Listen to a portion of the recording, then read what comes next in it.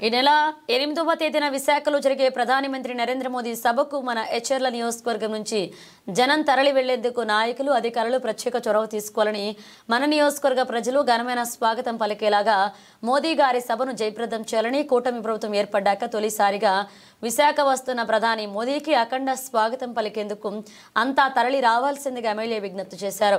ఈ సందర్భంగా పలువురు నాయకులు మాట్లాడుతూ ఎమ్మెల్యే ఎన్ఈఆర్ నాయకత్వంలో కూటమి శ్రేణులు అన్ని వర్గాల ప్రజల్ని తరలించి సభను విజయవంతం చేయడానికి ప్రయత్నం చేస్తామని పేర్కొన్నారు।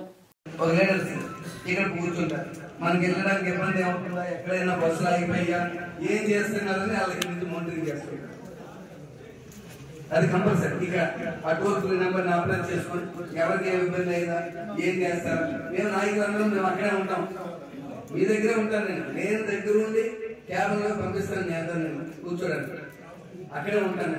కాబట్టి ఒకవేళ ఆ టైంకి నేను రాలేకపోతే నా తరపున ఎవరో ఒకరు మండల లీడర్స్ ఉంటారు, మండలందరూ వాళ్ళు చూసి ఒకవేళ నా పేరు అక్కడికి వెళ్ళకుండా చూస్తాను, నేను ఇక్కడే ఉంటే సరిపోతుంది। అక్కడికి వెళ్తే మాత్రం మళ్ళీ ఇక్కడ మిస్ అయిపోతాం అంచేత దగ్గరుండి మా నాయకులంతా కంపల్సరీ మీరు ముందే టీం వర్క్ చేయండి।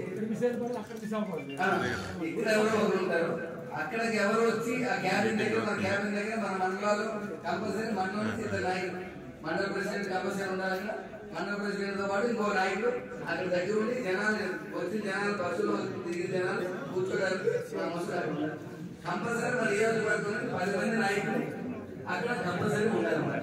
మనం అక్కడ సూపర్వైజింగ్ చేయాలి। నేను లాస్ట్ బస్ వరకు నేను అక్కడే ఉంటాను, మీ అందరు బస్సులని నేను బయలుదేరుతాను అక్కడ।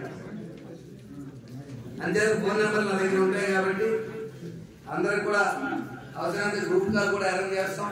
ఎక్కడ ఇబ్బంది అయినా ట్రాఫిక్ జామ్ అయినా నేను ఎందుకు ఇక్కడ పెట్టమంటున్నానంటే టోల్ ఫ్రీ నెంబర్ పెట్టి ఇక్కడ మన మోటరింగ్ వీళ్ళు ఎందుకు పెడుతున్నామంటే ట్రాఫిక్ జామ్ ఎక్కడైనా ఏ ఇబ్బందులైనా రాకుండా మీ అందరు ఆఫీసర్ నెంబర్లు ఆ బస్సులో కూర్చుని లీడర్ నెంబర్ తో ఇక్కడ మనం గ్రూప్ కాల్ ఉంటారు, ఎప్పటికప్పుడు గ్రూప్ కాల్ చేస్తుంటారు।